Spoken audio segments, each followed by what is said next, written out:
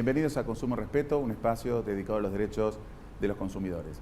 Es cada día más habitual que utilicemos la Internet para realizar diferentes operaciones y lo hacemos cada vez con más confianza y más naturalidad. Pero también todos sabemos que es una gran preocupación acerca de la cuestión de nuestros datos, cuál es el circuito que realizan, cuáles son los límites que tienen los proveedores para utilizarlos, qué autorizaciones deben requerir de todos nosotros los consumidores. Justamente días atrás fue noticia el Cyber Monday, que cada vez va teniendo más adeptos, más seguidores, y esto hace que la cuestión tome mayor actualidad. Bueno, eso es un tema que queremos compartir con ustedes hoy, y a eso también le queremos sumar el reciente fallo de la Corte Suprema de Justicia vinculado a los motores de búsqueda, Google y Yahoo, iniciado por la modelo Belén Rodríguez, que determinó que en principio ellos no debían responder por cierta información que circula por la web. Así que todas estas cuestiones que nos interesan queremos compartir con ustedes. Bueno, hablando de Internet, quiero invitarlos a visitar nuestras páginas en esta red y hacerlo tanto en Facebook, Consumo Respeto, usted ya lo sabe, o nuestra página oficial, consumorespeto.com.ar. Ahí ustedes nos pueden hacer llegar todo tipo de propuestas, sugerencias, críticas y nos comprometemos, por supuesto,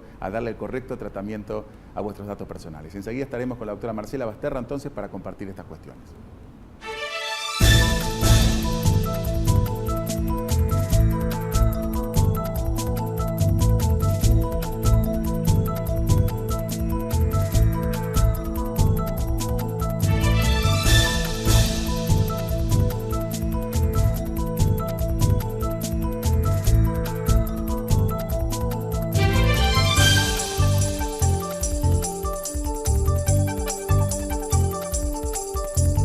En PepsiCo, desempeño con propósito significa mantener un crecimiento sustentable al invertir en un futuro más saludable para la gente y para nuestro planeta.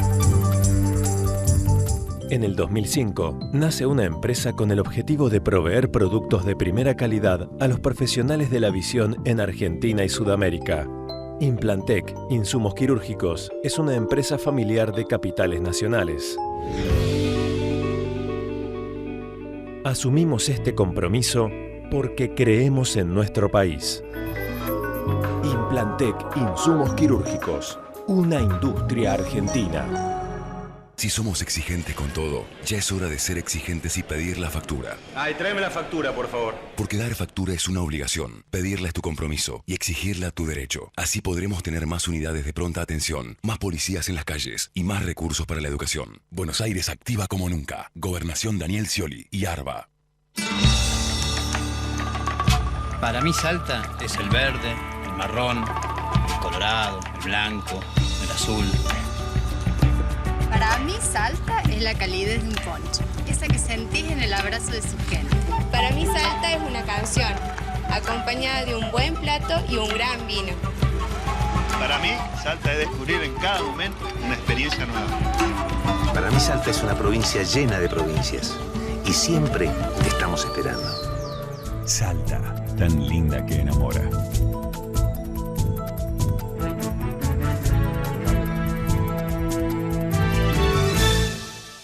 Bienvenida, Marcela, a nuestro programa. Gracias por volver a acompañarnos. No, gracias a vos, Javier, por invitarme nuevamente. Y si bien ya sos muy conocida por todo nuestro público, vamos a hacer nuestra presentación formal. Es casi un ritual. Bueno, muchas gracias. Estamos con Marcela Basterra, que es abogada, que es magíster en Derecho Constitucional y Derechos Humanos, especialista en Derecho Público y doctora en Derecho por la Universidad de Buenos Aires. Selección caprichosa y arbitraria de tus enormes antecedentes, por supuesto, ¿no? Muchas gracias. La verdad que algo decíamos en la introducción, estos temas son cada vez más actuales. Con vos hemos conversado algunos aspectos, algunos ribetes en tus diversas visitas a Consumo Respeto. Pero hoy también esto cobra nueva actualidad. El otro día comentábamos, fue el Cyber Monday, con lo cual la gente se vuelca masivamente a la web, poniendo sus datos, compartiendo información con proveedores que conoce muchas veces. Por otra parte está el reciente fallo de la Corte Suprema. Es decir, un tema que va cobrando cada vez diversos contornos y ribetes. Y contanos un poco en esta era digital, ¿no? Si somos en todo caso una sociedad observada, ¿no? Mira, a propósito del fallo Belén Rodríguez, me interesa, Javier, que el público conozca, porque es muy importante, que es una discusión que no es inocente, que llegó a la Corte justamente ahora, porque había otros antecedentes, por ejemplo, el caso Paola Krum, en que la Cámara Civil, no la Corte, le había otorgado la indemnización a la actriz y condenado en el caso a Google y a Yahoo. El caso Belén Rodríguez fue distinto porque viene este caso, la Corte a entender, después de un caso en España que se llama Costeja González, que entendió el Tribunal Superior de Justicia Europeo, pero fueron muy distintos. El de acá de Argentina, lo que ocurrió es esto, lo que había que determinar era la responsabilidad de los buscadores de Internet. Y la Corte dijo que los buscadores de Internet, o sea, Yahoo y Google, no tienen responsabilidad objetiva. Esto es, para que la gente lo entienda, es que no es una cosa riesgosa Internet. ¿Por qué? Además porque lo que dice la Corte es los motores de búsqueda, cuando ponemos toda la información, no pueden seleccionar esta información es veraz, esta no, esta lesiona el honor a la intimidad y aquella no. O sea, que es un dato personal y cuál no. Pero sí dijo que tiene una responsabilidad subjetiva. ¿Esto qué quiere decir? Que la responsabilidad subjetiva con determinados contornos. Esto es que, en principio, Internet no es responsable y no tiene que indemnizar porque sí, porque esté un dato mal, por ejemplo. Pero una vez que se notifique a Google, a Yahoo, que los nombro a ellos, pero a cualquier otro buscador, sí, claro, ¿no es cierto? Son los más conocidos, los más son los más conocidos, fueron los demandados, ¿no? Y fueron los demandados en este caso y quedó finalmente contra Google únicamente. Una vez que se le notifique fehacientemente, esto es por carta documento, como fuere, que ese dato es inexacto, es incorrecto o que lesiona el honor o la intimidad, ahí sí, y a sabiendas de eso no lo saca el buscador, es cuando la persona puede pedir, además que se saque el dato, pedir una indemnización.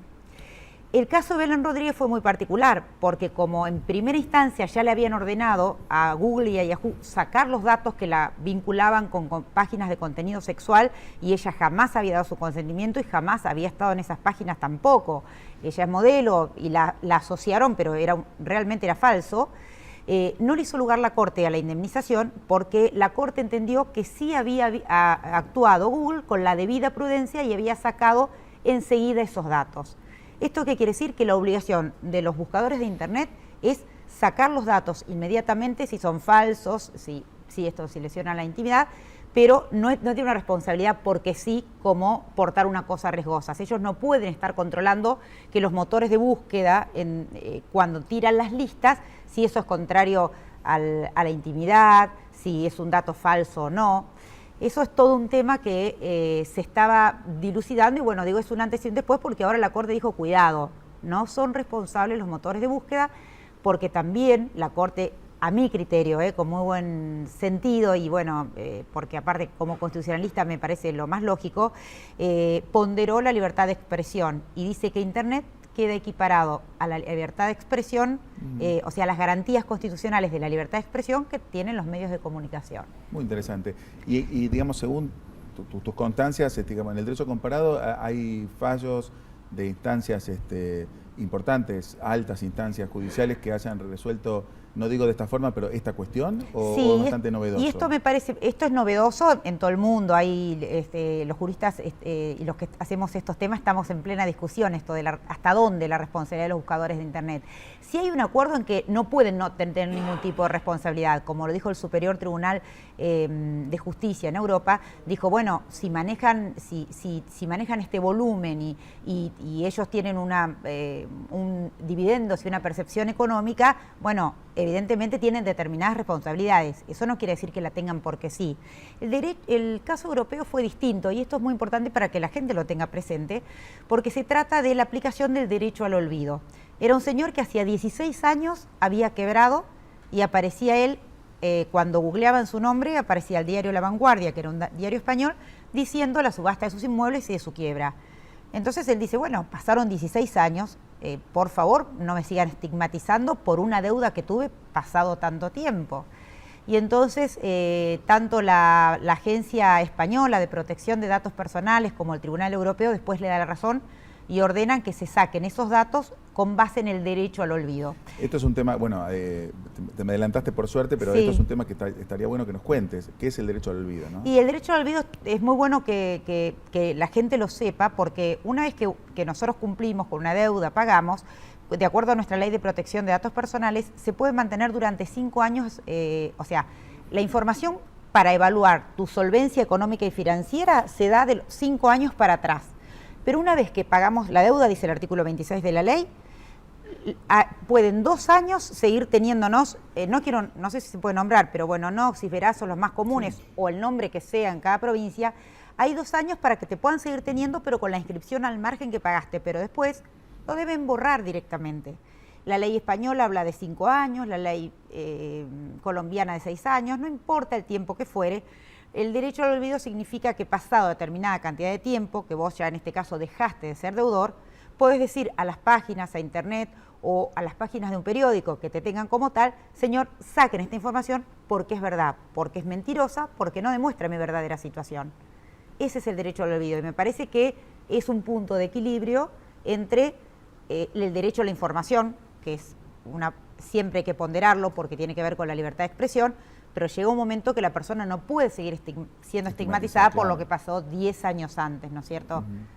Bueno, la verdad que la cuestión de Internet plantea temas novedosos y sumamente actuales y que requieren permanentes desafíos para los juristas y para los parlamentarios y para los jueces, ¿no? Sí, vos sabés, Javier, a propósito de esto, hay varios proyectos ahora en el Congreso para regular la responsabilidad de los buscadores de Internet, pero toda en este sentido, lo que se llama responsabilidad subjetiva en un caso concreto, y cuando el usuario le dice, señores, saquen esta información porque es mentirosa, porque es vieja, lleva tanta cantidad de tiempo, porque lesiona el honor, recién ahí lo pueden sacar, y en este sentido están los proyectos de ley. Y esto es bueno porque si bien hoy, al haber un vacío legal, rige la 25.326, que es la Ley de Protección de Datos Personales, pero bueno, está bueno que el tema de la responsabilidad de los motores de búsqueda, tanto por los motores de búsqueda, por los Google, Yahoo o quien fuere, como por nosotros, los usuarios de Internet,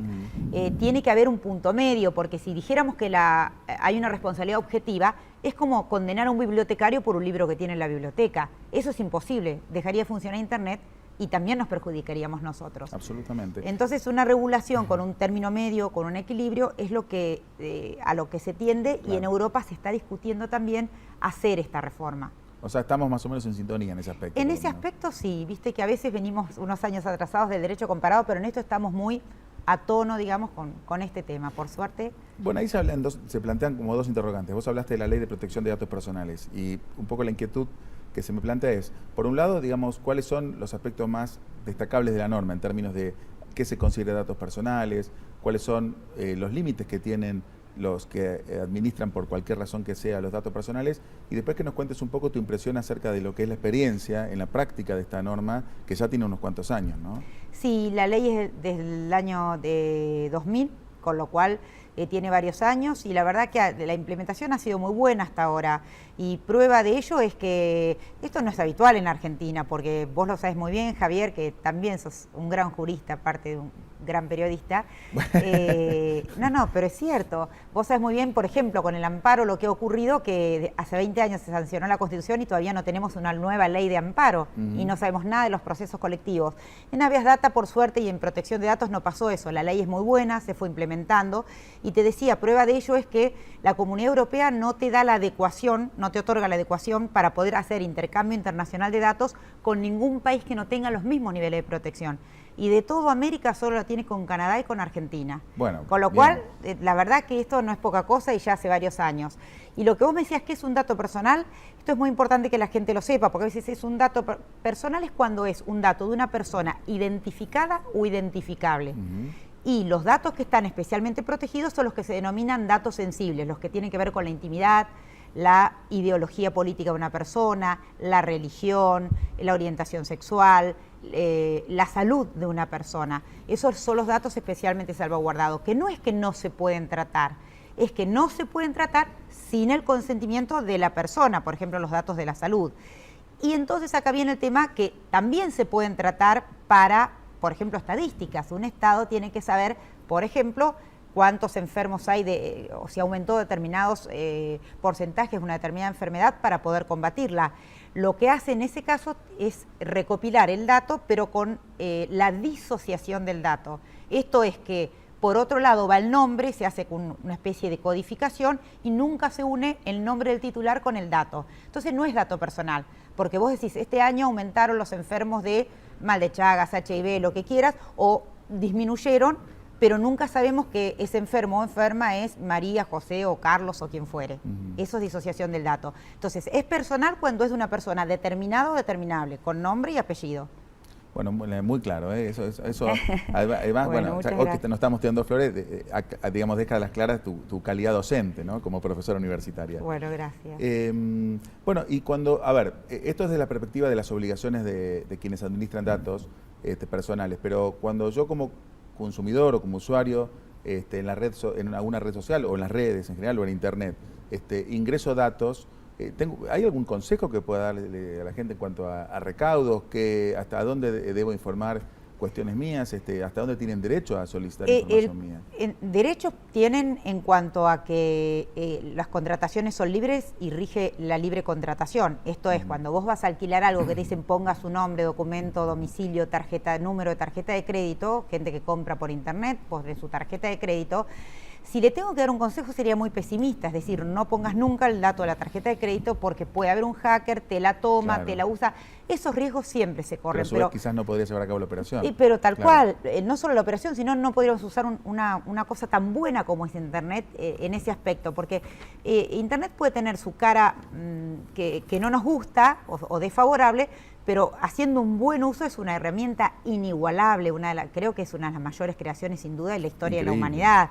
Entonces yo creo que el control viene, como decíamos recién, a través de hacer un control por parte de las leyes y por parte de cada usuario de poder pedir a ese buscador, señores, saquen ese dato porque no es correcto, porque no lo quiero tener y después de este fallo, por eso digo es un antes y un después, porque no es solamente por cuestiones de intimidad. La Corte ha dicho que cualquier dato que sea, repito, que lesione la intimidad, pero que sea falso, mentiroso, obsoleto, lo que fuere, lo tienen que sacar los buscadores, pero tienen que notificar fehacientemente al buscador. Entonces, cualquier usuario de Internet va a decir, va a mandar una carta de documento, por ejemplo, a Google o a Yahoo o a quien sea, que quiten ese dato por los motivos que sean fundamentados y después de este fallo supuestamente lo van a hacer y están tendiendo ya a hacerlo, algo que hace 2 o 3 años era impensable, porque saben que después tienen un fallo, un caso y lo van a perder. Perfecto. Y Marcela, por ejemplo, vos nos decías que es difícil determinar cuáles son los datos que un proveedor está habilitado a requerir, ¿no? Porque en principio rige la autonomía de la voluntad, la libertad de contratación. Pero entonces ahí se me ocurre preguntarte, ¿eso quiere decir que el proveedor puede utilizar los datos de la forma que quiera o solamente debe asignarnos al destino? No. Perfecto. Especificado. Es brillante tu pregunta, porque te digo, la ley de protección... Hoy me estás tirando. No, pero es verdad, porque la ley de protección... El próximo piropo es mío, ¿eh? Bueno, está bien. Vamos y volvemos. La ley de protección de datos personales habla en 6 oportunidades, menciona la palabra finalidad o adecuación del dato. Quiere decir que si vos recopilaste un dato para un determinado fin, no lo puedes usar para otra finalidad, porque rompes uno de los principios fundamentales y ese banco de datos va a ser responsable por usarlo para otra finalidad. Pero cuidado porque también el artículo 5 dice que hay datos que se consideran comunes y que no se necesitan consentimientos para poder usar. Entonces, cuando te dicen en un shopping, tarjeta de crédito, mis amigos me cargan, me dicen siempre das el ejemplo del shopping, pero bueno, viste, las mujeres normalmente te dicen, vas a participar en un sorteo, para Navidad haces una cola, que te van a regalar una botella de champagne, por darte un ejemplo. Sí. Te dicen, lo que quieren son datos, ¿sí? ¿Qué datos son? Nombre, domicilio, documento, quit, número de teléfono, mail, y esos datos son los datos comunes del artículo 5 que sí pueden circular libremente y que soy yo como titular de datos que si no quiero que circulen me tengo que ocupar de pedir que no circulen. En cambio, los otros datos, los que tienen que ver con los íntimos, los que yo te mencionaba, o los que tienen que ver, por ejemplo, con los datos de tu tarjeta de crédito y demás, es al revés. Si yo no doy mi consentimiento, no los pueden usar para otra cosa porque tengo una acción. Perfecto. Marcela, te voy a sacar un poquito de tema porque dale, sí. Compartíamos fuera de cámara, vos estás ahora frente a un desafío muy importante, sos candidata a consejera de la magistratura de la ciudad y además nosotros que somos muy egoístas y nos interesa instalar permanentemente el tema del consumidor, vos nos contabas que tenías proyectos muy relevantes vinculados a la temática del consumidor. No solo concretamente en términos del rol de la justicia, sino además acerca de tu visión en cuanto a cómo el Poder Judicial debe satisfacer la expectativa del ciudadano, ¿no? Bueno, yo te agradezco que me saques de tema para esto porque es un honor. Bueno, sí, soy candidata al Consejo de la Magistratura de la Ciudad y ¿puedo decir algo de qué día se vota? Por lo menos me permitirías. Bueno, este es un espacio libre. Bueno, se vota el próximo martes 18 en el Colegio de Abogados y bueno, mi lista es la lista 6 y es... completo el aviso, perfecto. Bueno, no sigo. Godoy Vélez Basterra y bueno, yo los invito a votar por la lista 6 si vos me permitís y no me matas. Bueno, lo que yo te comentaba que entre los proyectos que a vos fue lo que te interesó en realidad, porque está bien, vos tenés una historia de permanente militancia en tema de usuarios y consumidores y en defensa de usuarios y consumidores, la verdad, una gran trayectoria, pero yo te comentaba, y eso te entusiasmó, me gustó, que entre los proyectos que nosotros tenemos es esta famosa ley de abastecimiento que fue tan criticada y que comparto que básicamente la ley fue hecha justamente para controlar las empresas, para lesionar la libertad de contratar, etcétera, etcétera, pero tiene una parte buena esa ley, y es la parte de que creó tribunales especiales para consumidores y usuarios. Y entonces, bajo ese prisma, es que tratando de, como uno de los principales temas que tenemos es seguir, pensado desde nosotros, seguir luchando para que se pase a la ciudad autónoma, sea finalmente autónoma y se haga todo el traspaso de competencias. También hay proyectos, de hecho ya en la legislatura, poner en marcha en la ciudad, en la medida de lo posible, esto no es inmediato, pero luchar y sentar las bases con seriedad y con capacitación y demás, para que se instalen los tribunales locales de consumidores y usuarios, para que tengan más celeridad y un consumidor o un usuario no tenga que irse a la justicia común, que hablamos de tiempos mucho más largos, y aparte van a ser tribunales muy específicos, que creo que es muy importante porque es una tendencia mundial, porque cada vez más los que somos usuarios y consumidores de bienes y servicios necesitamos tener, porque es muy romántico que la Constitución diga la tutela judicial efectiva, sí, claro, pero hay que hacerla concreta. Tiene que haber tribunales y tiene que haber oficinas de atención de usuarios y consumidores, por ejemplo, en el área del Poder Judicial y también en el área del Consejo de la Magistratura. No, bueno, nos entusiasma muchísimo. Por supuesto, ya tenemos nuevos temas para volver a invitarte ya como consejera para que nos cuentes cómo avanzan esas iniciativas y de qué forma las estás pudiendo empujar para que se haga en realidad. Obviamente todo esto contribuye a hacer efectivo el derecho al consumidor. Si no, como en tantas otras cuestiones, termina siendo un catálogo de ilusiones, ¿no? Simplemente una expectativa en el ciudadano que no se plasma y no se materializa, y a veces aumenta la frustración, porque a veces uno dice, bueno, no tengo derecho a tal cosa, pero si lo tengo y no lo puedo hacer valer, resulta doblemente frustrante. Y después, bueno, me imagino que también hay mucho que hacer en cuanto a la mejora del servicio de justicia, que si bien no es una relación de consumo, digamos, hoy por hoy el ciudadano pone mucho en el Poder Judicial. Y tiene razón en poner mucho en expectativa en el Poder Judicial, porque creo que todo lo que se ha hecho en la reforma del 94, decir vamos a incorporar el Consejo de la Magistratura para equilibrar el hiperpresidencialismo que existe en la Argentina, no me refiero a hoy, todo el siglo XX, es un país como toda América Latina, claro, no escapa hiperpresidencialismo. Estos enormes presidentes que tiene toda América Latina y Argentina, repito, todo el siglo XX y hasta la actualidad, no me refiero ahora en este caso, normalmente tiene congresos con una mayoría automática. Entonces, si no hay jueces que controlen, no hay república. Entonces es importante que los consejos de la magistratura, cuando hagan la selección de jueces, elijan personas probas, personas independientes y personas que vayan a respetar las normas y la Constitución, que es por lo que tanto luchamos, ¿no? Bueno, te deseo la mejor de las suertes. Ojalá. Y te vuelvo a agradecer que nos hayas acompañado en el programa. Gracias a vos, Javier.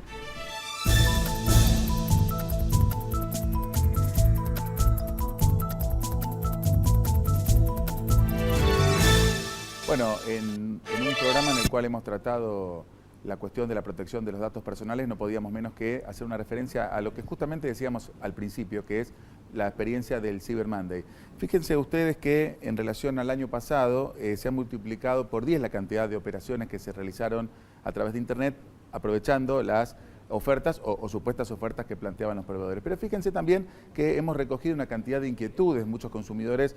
No solo sería interesante que las autoridades tomen nota de la cuestión, sino que también el ejercicio de esta modalidad, que en principio suena muy interesante, se perfeccione y realmente significa una ventaja para los clientes.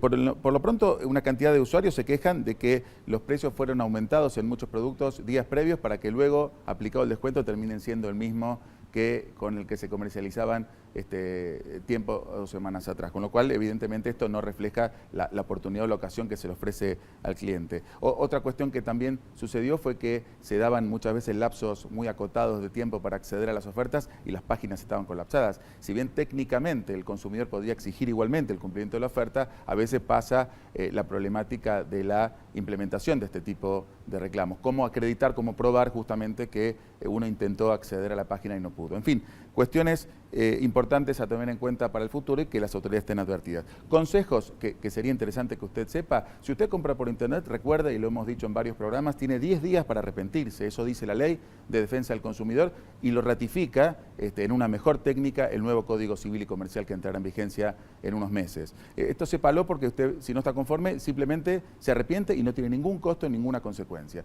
Hay otras cuestiones que también hay que tomar en cuenta en materia de comercio electrónico y justamente una es la que le dijimos. Usted puede exigir el cumplimiento de la oferta porque el proveedor fue el que no pudo hacerla valer por el colapso de su página web. Bueno, esperemos que estas ideas ayuden a que pueda contratar a través de la web de una forma más preparada y más informada. Nos estamos viendo.